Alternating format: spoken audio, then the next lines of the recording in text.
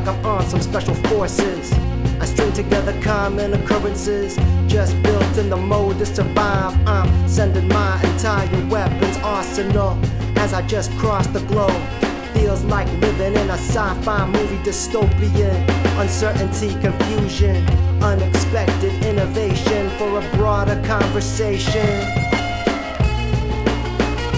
I am not a virus, I am self-reliant. I'm so real, I hit you with the science. What you gonna do, what you gonna say? How's it gonna be this way? I am not a virus, I'm your biggest surprise. Words to live by, we live by the vibrance. What you gonna do, what you gonna say? How's it gonna be this way? Hey, it ain't no doubt about it. It's from a different place where information doesn't flow the same way. I just repeat what I feel is important. I'm trying to capture the moment like a surprise. One side or the other side. In a world where every single move's politicized, every opinion supersized. Come on. Information is vague. Navigate the draconian measures in play. And speak about ideas of my world and maybe your world. As the mountain crumbles, I do the rough and tumble. An eye on the big picture, rediscover, reconfigure, redeliver. This consolidation and control, embroiled in a battle for the soul. I stretch into the horizon right in front of me, perpendicular to my center of gravity. I'm just roaring, I'm just soaring. The circumference, you got to know your origin. 48, 24, 16, 32, or any other power of 2, any other magnitude. I'm talking to you. I am not a virus, I am self-reliant. I'm so real, I hit you with the science. What you gonna do, what you gonna say? How's it gonna be this way? I am not a virus, I'm your biggest surprise. Words to live by, we live by the vibrance. What you gonna do, what you gonna say? How's it gonna be this way? Hey. Yeah. Galapagos, Chicago, LA, Zurich, Tokyo, Manila, Offwhyte, Kid Killer.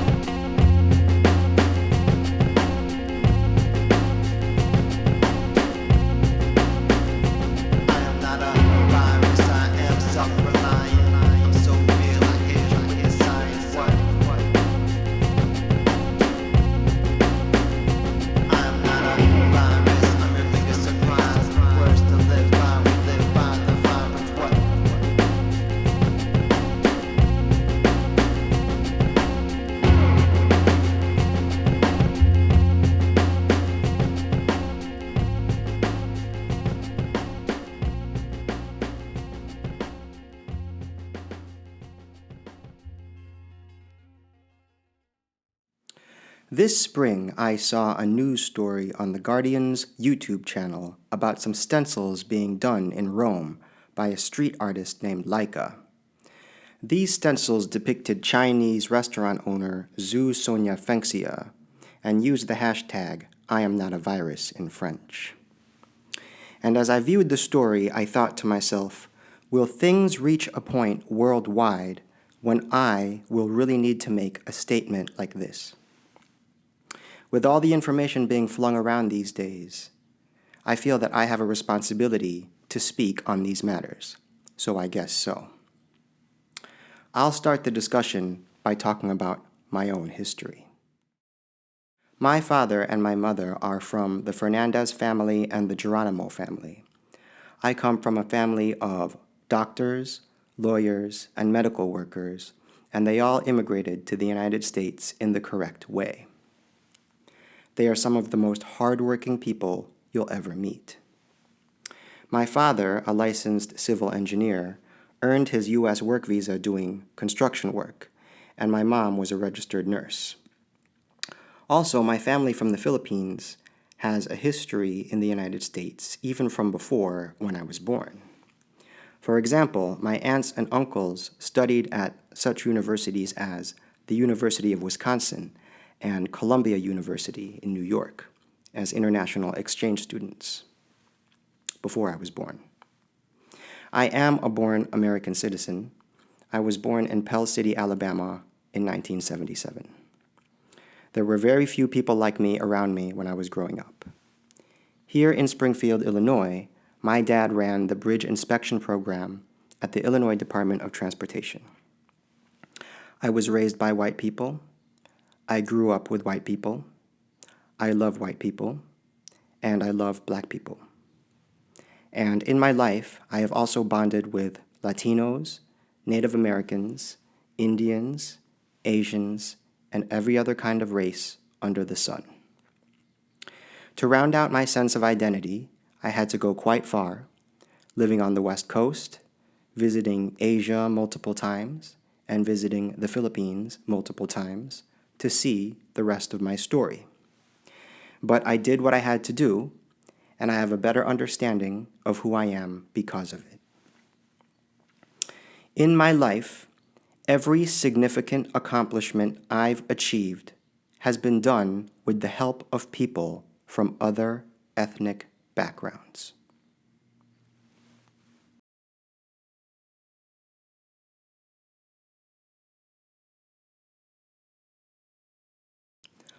I have never eaten a dog. I have never eaten a dog in my life. My father had never eaten a dog in his life, and his father had not either. I have never met an Asian person that ate a dog. That is a story that has been circulated to impose stigma on Asian people. The truth of the matter is this. In my multiple travels to Asia, I never once saw a dog on a menu or for sale as food. Perhaps those types of places exist somewhere, but I haven't heard of them. And I've also never eaten a bat. And I find it awkward that I even have to say these things, but there are people out there that believe these fallacies, so I have a responsibility to state what I know as the truth.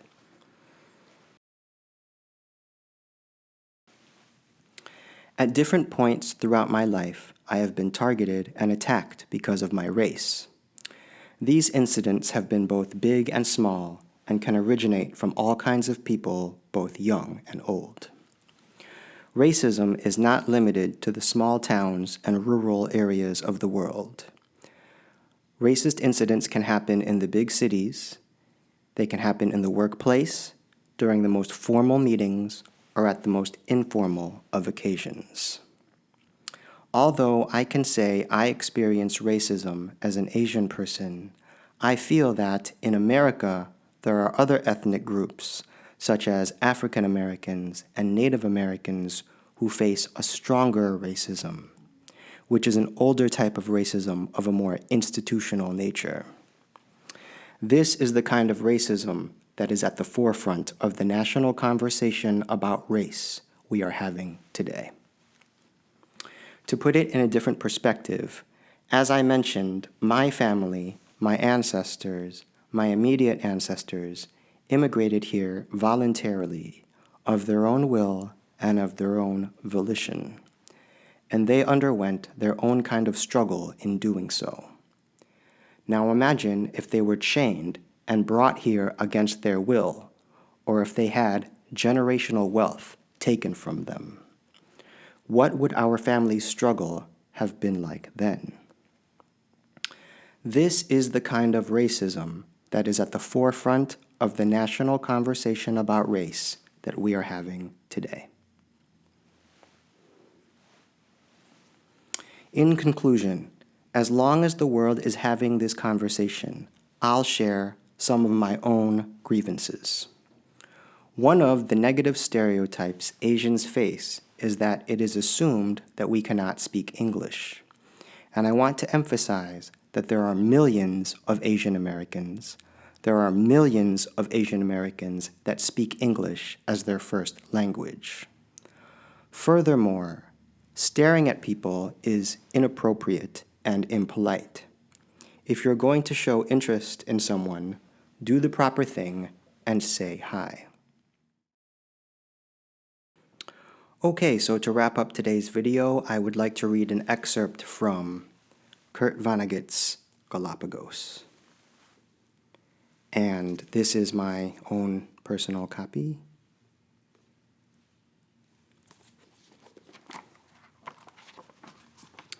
The Anglo-Saxon Charles Darwin, underspoken and gentlemanly, impersonal and asexual and blankly observant in his writings, was a hero in teeming, passionate polyglot Guayaquil, because he was the inspiration for a tourist boom. If it weren't for Darwin, there would not have been a Hotel El Dorado or a Bahia de Darwin to accommodate James Waite. There would have been no boutique to clothe him so comically.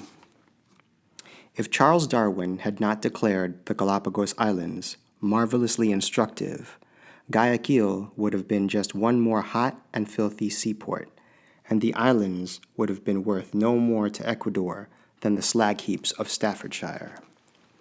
Darwin did not change the islands, but only people's opinion of them.